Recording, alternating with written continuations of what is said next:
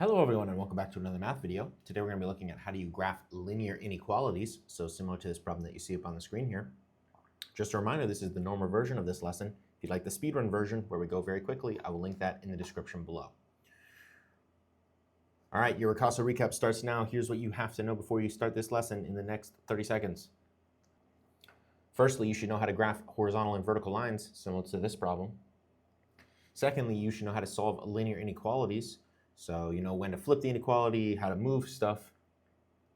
And lastly, you should know how to write an inequality from a graph. So using rise over run, using the y-intercept, okay, all of that stuff.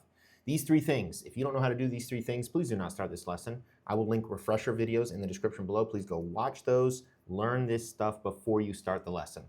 All right, here we go. New lesson starts now.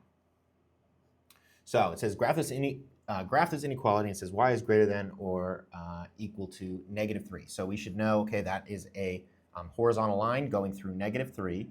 So if this, let's treat it like a normal line, all right? So let's just, it would be a line going through -3 like this, okay? Now, two things we have to pay attention to. Number one, this has the line underneath it. So that means the line is going to be solid, just like I did it here. If it had said y is greater than -3, we would have done a dashed line like this. Okay, so you have to pay attention to the inequality. And you also need to pay attention to the fact that it says y is greater than or equal to -3. So on the y-axis, which numbers are greater than or equal to -3? Well, it's these numbers up here, right? These numbers are bigger than -3 on the y-axis. And so we need to shade everything that is above the line, all right? I'm not doing a great job of shading it, but you get the idea, okay? You shade above the line because it says y is greater than -3, greater than or equal to -3.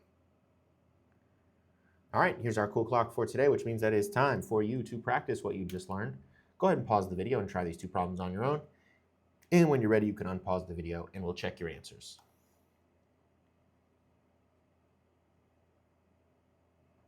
Okay, now that you've had time to work these problems, let's check your solutions.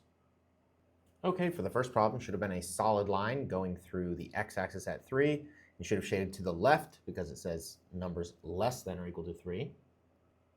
And for the second problem, should have been a dashed line, okay, dashed line going through -4, and you should have shaded above the line.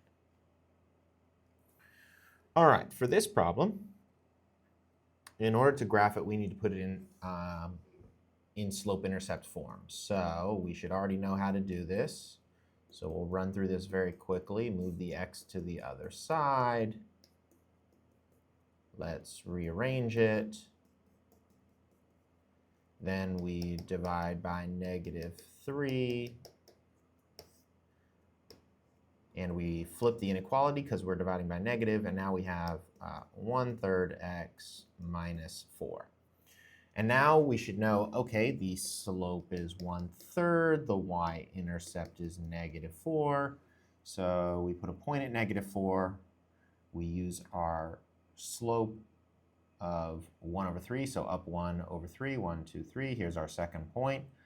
And this is going to be a dashed line because it doesn't have the line underneath, so dashed. So boom, boom, boom, boom, something like this. Doesn't have to be perfect. And then we reversed the inequality, so y is less than, okay? So less than means below the line here, okay? Greater than would be above the line, less than below the line. So we're gonna shade underneath the line, and here's our graph. All right, time to practice. Go ahead and pause the video, try these on your own. When you're ready, unpause. Okay, now they've had time to work these problems, let's check your solutions. Okay, for the first problem, should have been a dashed line, and you should have shaded below the line. And for the second problem, here is the work. Should have been a solid line, you should have shaded above the line. All right, that is it for today. I hope you all have a good morning, good afternoon, good evening, and good night.